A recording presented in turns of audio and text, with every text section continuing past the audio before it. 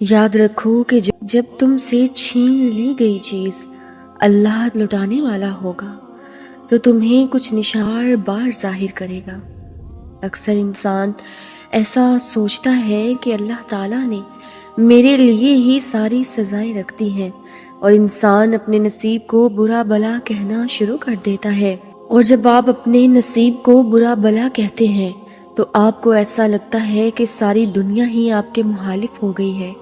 جب کوئی انسان یا کوئی چیز آپ سے چھن جاتی ہے یا آپ کو چھوڑ کر چلی جاتی ہے تو آپ بے حد مایوس ہو جاتے ہیں، لیکن یاد رکھیں کہ ایک راستہ ہے جو پوری طرح اس قابل ہے کہ آپ اس پر اعتماد کر لیں، سارے کا سارا انحصار اسی پر کر لیں، اور وہی آپ کی نجات کا ذریعہ بن جائے گا۔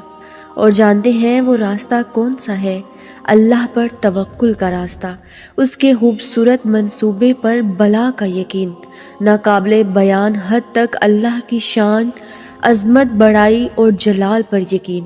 وہ وقت جہاں ہم خود کو بٹکا ہوا، ہارا ہوا، کھویا ہوا سمجھیں، اسی وقت اس بات کا یقین کہ اللہ کتنا طاقتور ہے، وہ کتنا بڑا ہے، وہ کیا نہیں کر سکتا، وہ شاید آپ کی کہانی میں چپکے سے، خاموشی سے، لیکن معجزاتی طور پر سامنے آئے گا۔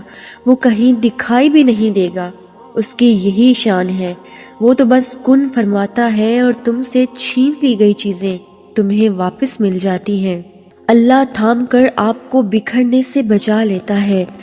اس رب پر پختہ یقین آپ کی چاہتوں پر کن فرما دیا جائے گا، وہاں سے جہاں سے آپ کو گمان نہیں ہوگا۔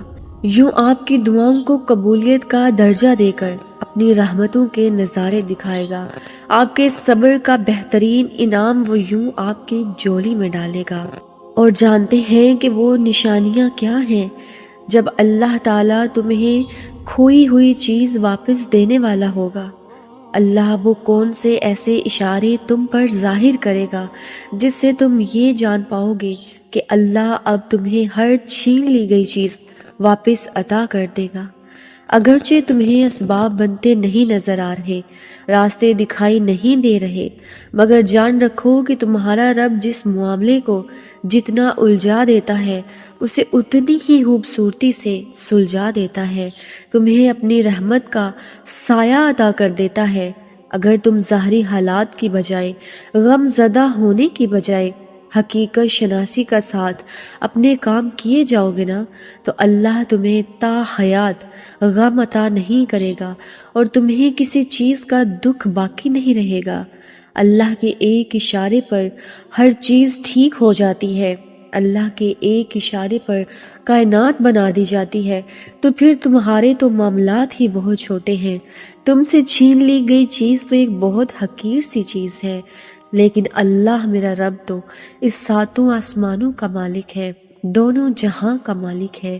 اللہ پاک تو قرآن پاک میں خود ارشاد کرتے ہیں کہ در حقیقت تو علیم و حلیم تو اللہ ہی ہے، اور اللہ جس کا اشارہ تمہارے رب کی طرف سے تمہیں کیا جا رہا ہے، اللہ ہر اس بات سے باخبر ہے جو تم کرتے ہو۔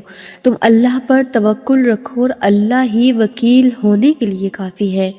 یاد رکھو اللہ کا تم سے کچھ بھی چھین لینا مقصد نہیں ہوتا۔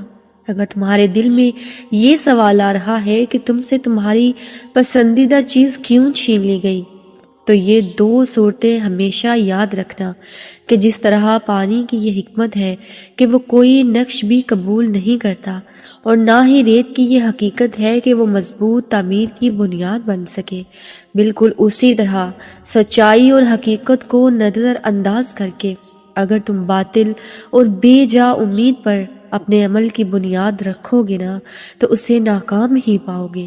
جان لو کہ جو فکر و عمل کی صحیح راہ کو نہیں پاتے ان کا کوئی بھی تیر نشانے پر نہیں بیٹھتا ہے۔ اللہ تعالیٰ قرآن پاک میں خود ارشاد کرتے ہیں کہ وہی تو ہے جس نے مومنوں کے دل ایک دوسرے کے ساتھ جوڑ دیے۔ تم روئے زمین کی ساری دولت بھی خرچ کر ڈالتے تو ان کے دل نہ جوڑ سکتے تھے۔ جب ہم سے کوئی چیز چھین لی جاتی ہے تو ہمیں ایسا لگتا ہے کہ شاید ہم اس چیز کے قابل ہی نہیں تھے۔ بالکل بھی ایسا نہیں ہے، بلکہ وہ چیز ہی آپ کے قابل نہیں تھی۔ میرا اللہ آپ کا معیار بہت بلند کرنا چاہتا ہے، جبکہ اس چیز کا معیار کچھ بھی نہیں تھا۔ اگر تم تھوڑی سی آزمائش سے ڈر کر اپنا یقین ہار کر بیٹھ جاؤ گے تو تمہاری دعائیں کیسے قبول ہوں گی؟ قبولیت کا ایک اصول ہے، صبر رکھو، دعا کرو اور معجزوں کو پالو۔ اللہ تعالیٰ کہتا ہے کہ میں تو ہر اس چیز پر قادر ہوں جس کو تم ناممکن سمجھ بیٹھتے ہو۔ میرا اللہ رحمان و رحیم ہے، وہ ہر چیز کو بدلنے والا ہے۔ ایسی چیز جو تمہارے لیے بالکل بھی ٹھیک نہیں ہوتی، میرا رب اس کو بھی بہتر کر کے تمہارے نصیب میں لکھ دیتا ہے، کیونکہ یاد رکھو کہ وہ البدی ہے۔ وہ آپ کی کہانی پھر سے بنائے گا اور پہلے سے بہترین بنائے گا۔ وہ چاہے تو تمہارا دل بھی تو بدل سکتا ہے۔ کیا اس کے لیے مشکل ہے کہ تمہارے دل کو اپنی خواہش کے مطابق بدلنا؟ لیکن اگر وہ ایسا نہیں کر رہا تو یقیناً وہ راضی ہے تمہاری چاہت پر۔ بس تھوڑا صبر کرو اور دعا جاری رکھو۔ کیا ہوگا، کیسے ہوگا، وہ سوچنا تمہارا کام نہیں ہے۔ تمہارا کام بس دعا، صبر اور یقین رکھنا ہے۔ باقی معاملات تو میرا اللہ خود بنائے گا۔ کیا آپ کا دل اداس ہے، بے چین ہے اور دکھی ہے کہ کسی عزیز پیارے کے دیے گئے دکھ ہیں، یا پھر زمانے کی گردش نے اسے کچل ڈالا ہے، یا کوئی پیاری چیز یا پسندیدہ چیز چھن گئی ہے، یا ٹوٹ پھوٹ کا شکار ہو چکا ہے آپ کا دل؟ دماغ کے ارادوں اور وقت کی ناکامیوں نے اس کی معصومیت چھین لی ہے۔ آپ کا دل پہلے جیسا نہیں رہا، اسے اب کبھی خوشی نہیں ملتی، ایسا ہی لگتا ہے نا آپ کو؟ اس کے کئی قیمتی جذبات راکھ ہو چکے ہیں۔ یہ ہم سب کا دل ہے جو ٹکڑے ٹکڑے ہیں، جس کی کرچیاں ہمارے ہی وجود میں پیوست ہیں، لیکن دنیا میں کوئی زخم ایسا نہیں جس کا مرہم موجود نہ ہو، جس کا مرہم میرے رب نے ایجاد نہ کیا ہو۔ اس کا بھی مرہم موجود ہے۔ اس دل کو ایسا نہ رہنے دیں، اس پر توجہ دیں، اس کا مرہم کا انتظار کریں۔ اس کا پہلا اور بہترین مرہم یہ ہے کہ اسے دعا کے حوالے کر دیں، اسے اپنے رب کے حوالے کر دیں، اسے دعا کی امان میں دے دیں، اسے اس رب کے پاس لے جائیں جس نے آپ کے سینے میں دل بنایا ہے، وہ دل جو صرف اس کے ذکر سے سکون پائے گا۔ جو اس کا خالق ہے وہی اس کا طبیب ہے، اس کے پاس اس کا مرہم ہے۔ اپنے دل کے لیے دعا کیا کریں، بہت دعا کیا کریں، اور یہ سوچنا چھوڑ دیں کہ آپ کے دلوں کا مرہم کسی شخص کے ہاتھ میں ہے یا کسی پسندیدہ چیز کے ہاتھ میں ہے۔ جب تک آپ یہ سوچتے رہیں گے کہ آپ کے دلوں کے زخم کوئی انسان بڑھ سکتا ہے، کوئی چیز بڑھ سکتی ہے، یا کسی چیز کا مل جانا بڑھ سکتا ہے، تو آپ غلط ہیں۔ اس دل کے زخموں کو صرف آپ کا رب بڑھ سکتا ہے، کیونکہ اس دل کو بنانے والا اللہ ہے، اس کو شفا یاب کرنے والا بھی میرا اللہ ہی ہے۔ دیکھنا یہ بہت جلد ٹھیک ہو جائے گا، یہ پھر سے کھل اٹھے گا، کیونکہ اس کا امین ہمارا رب ہے، وہی اس کا خالق ہے اور وہی اس کی درستگی کی دعا سکھاتا ہے۔